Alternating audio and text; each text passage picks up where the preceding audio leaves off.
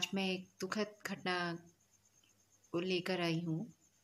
तो उत्तराखंड, जिसे देवों की भूमि कहा जाता है, उसमें कुछ दिन पहले एक बेटी लापता हुई थी। ठीक है, उसके माता पिता गरीब थे, भाई पढ़ रहा था, तो उसने सोचा कि मैं ही जॉब कर लूँ। तो एचएम किया। वो बेटी जॉब करने के लिए आगे आई। उसकी इंस्टाग्राम के जरिए उसका एक दोस्त हुआ, तो उसने उसको जॉब ढूँढने में मदद की। जॉब मिल तो गई, लेकिन वो एक सुनसान जगह पे मिली, रिज़ॉर्ट में।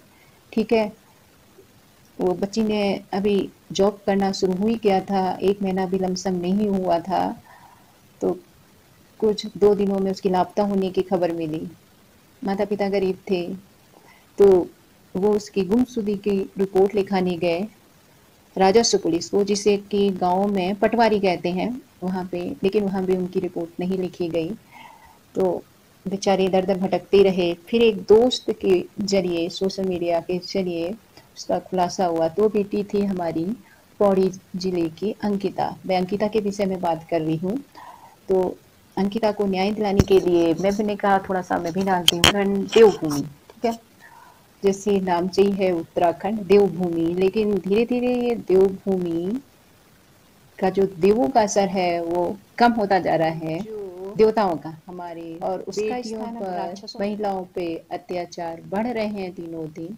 उस पे मैं बात कर रही हूँ। कोई अछूता रहा होगा, सभी को ये नाम रट जैसा गया है, लेकिन ये शायद कुछ दिनों के लिए, ठीक है। को न्याय दिलाने की आग तेज है। अगर इसी में उसको, बेटी को न्याय मिलता है तो ये न्याय मिल जाएगा, लेकिन थोड़ा भी इसमें चूक हुआ तो न्याय मिलता है नहीं मिलता ये पता नहीं। तो इसी के कारण मैं भी आई हूँ आप लोगों के सामने कि पहले हमारा जो उत्तराखंड देवताओं की भूमि थी, अब वो बदलता जा रहा है हमारा भी, क्योंकि वहाँ लड़कियाँ यानी हमारी बेटियाँ सुरक्षित नहीं हैं। तो उनकी सुरक्षा के लिए मैंने कहा कि मैं भी कुछ बोलती हूँ, तो और आप लोग भी आइए आगे थोड़ा उसको न्याय दिलाने के लिए, क्योंकि ये आजकल सोशल मीडिया का ज़माना है। आप भी अपने सोशल मीडिया के ज़रिए, चाहे आप वो फ़ेसबुक हो या व्हाट्सएप हो या आप यूट्यूबर हो या फिर आप इंस्टाग्राम वगैरह किसी में भी हो, तो आप उसके न्याय के लिए अपने कुछ शब्द कह सकते हैं।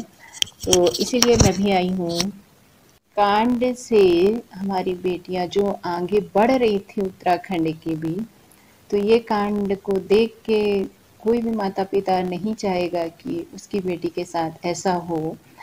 तो जो को देख के हमारी लड़कियां, हमारी बेटियां या हम खुद डर जैसे गए हैं कि क्या बेटियों को आया कि क्या हमारी बेटियां सुरक्षित नहीं हैं, क्या वो खुलकर जी नहीं सकती, क्या वो जॉब नहीं कर सकती। तो ये बेटियों से, यानी जो लड़कियां हैं उनसे खुद कहती हूँ आगे बढ़ो आगे बढ़ो। तो वो कैसे आगे बढ़ेंगी जब हमारी बेटियां सुरक्षित नहीं हैं, बेटियां कहूँ या महिलाएं कहें।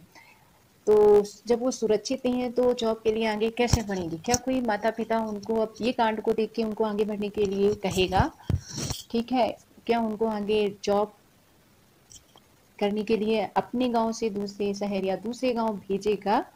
तो इसके लिए अगर इनको न्याय मिलता है, हमारी अंकिता को, इस सब के लिए अंकिता को न्याय दिलाने के लिए आपसे विनम्र निवेदन करूंगी कि अंकिता को न्याय दिलाएं। आप सभी लोग भी, न्याय तभी उसको मिल सकता है जब पूरे भारतवासी एकजुट होंगे और एकजुट होकर आवाज़ उठाएंगे, तभी अंकिता को न्याय मिलेगा।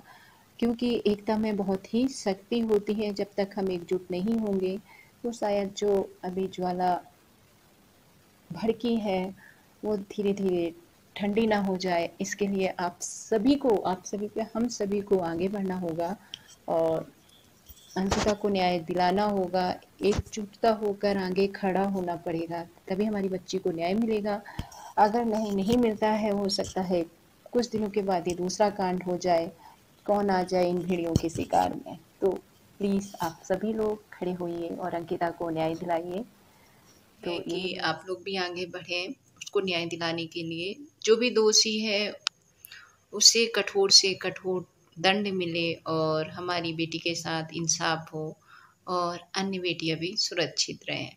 आगे जो दोषी हों उनको भी सबक मिले कि हमें ऐसा नहीं करना था। पता नहीं वो पैसों के लिए लोग क्या क्या कर देते हैं। चलती हूँ मैं भी। नमस्कार और जय हिंद।